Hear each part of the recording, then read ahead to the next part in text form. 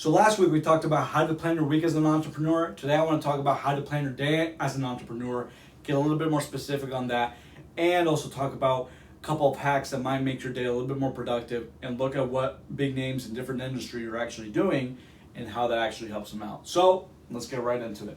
Number one, I want to talk about the morning routine. I think everybody really does have some sort of routine to get them going throughout their day.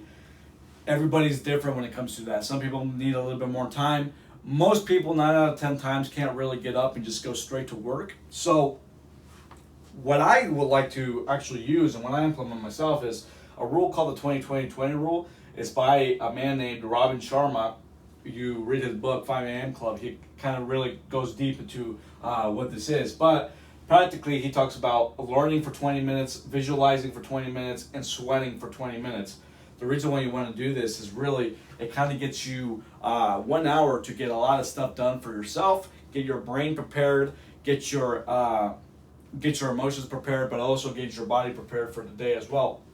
Now, you can customize this as well, but I would let you go ahead and search that up how you want to do it. You can do a 40-20, you can do a 40-15-5, depending on what you got to do. If you're going to work out a little bit longer, maybe you want to do your workouts in the morning, or you want to do a 20-minute workout, or a 5-minute workout, or a 10-minute workout, and then you want to do another workout later in the day when you have more time.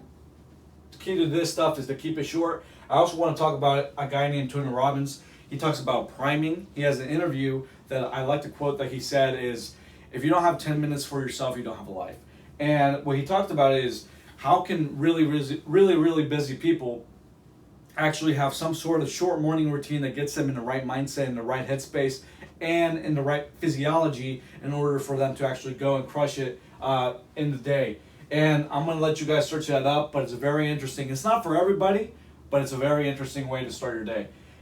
Next thing I want to talk about is your night routine. If you don't have a night routine, it's going to be very difficult for you to actually have, quote unquote, a bedtime. But the thing about a night routine, it lets you start consistently making progress towards your goal. And so what the night routine really involves is having something to do to relax. It might be reading a book. It might be going on a walk before you actually go to bed.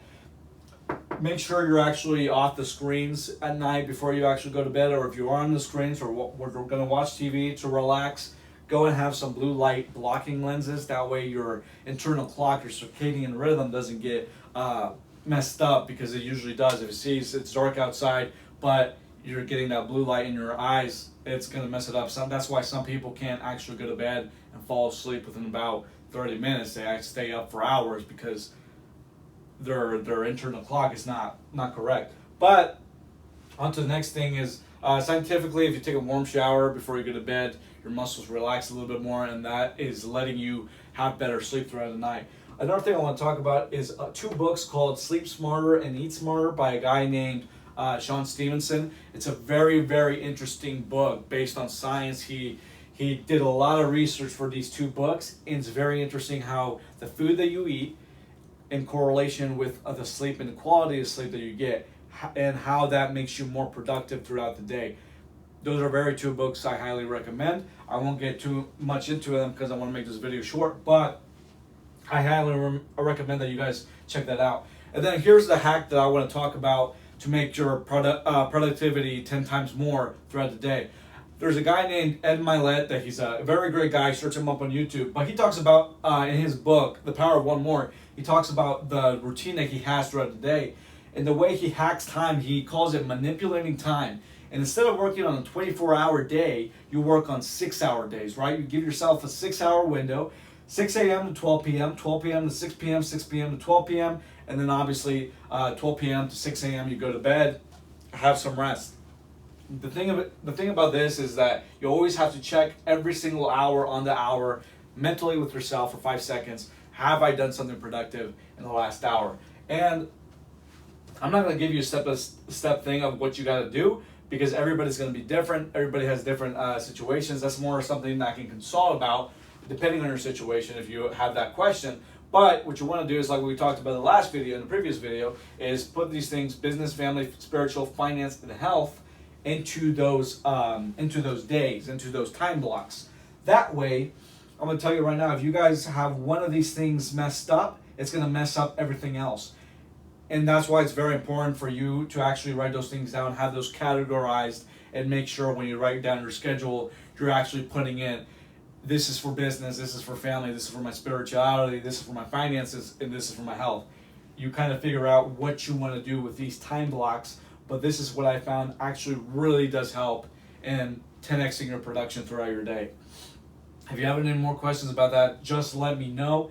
It's a very interesting topic, how he manipulates time like this, but I found that it's actually very, very helpful. It might not be helpful if you're needing a little bit more sleep. Maybe you're better off at 7 hours of sleep instead of 6 hours of sleep, so maybe taking 1 more hour of sleep either in the morning or at night. But depending on your situation, you're easily able to manipulate this as well and make it your own.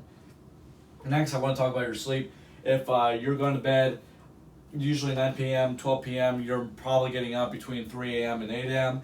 Obviously, if you're doing something that's a little bit more creative, your creativity comes more late at night, maybe past midnight, then it's okay to wake up a little bit earlier as long as your job does not require you to go out and meet with people throughout the day or after the 9 to 5 work hours. And if you're good at being a little bit more creative, you get your best work done even if it's at 3 a.m., then that's perfectly fine. You don't have to follow that rule. Just make sure you're getting at least 6.5 hours of sleep. The reason why is because if you wake up after sleeping for how many hours and then you go back to bed for maybe 15 minutes or an hour, and then the alarm goes off again, you're going to feel 10 times more tired than if you would have just stayed awake. Let me know if you've experienced that, but the reason why, and this is my best explanation, but apparently when you have REM sleep, that deep sleep, that actually the quality sleep that you get when you go to bed, it's usually in a 6-hour cycle, right? So if you interrupt that, if you go back to bed and you go back to sleep after waking up, and that alarm goes off after 15, 10, or 60 minutes, you're gonna feel very, very, very tired because you were interrupted throughout that REM sleep. So that's my best explanation for this. But let me know what you guys think about this. Let me know if this helps, and let me know if there's another video or another topic that you want me to talk about. But I hope you guys have a great day, and let me know if this is actually valuable. Have a good day, everybody. Bye-bye.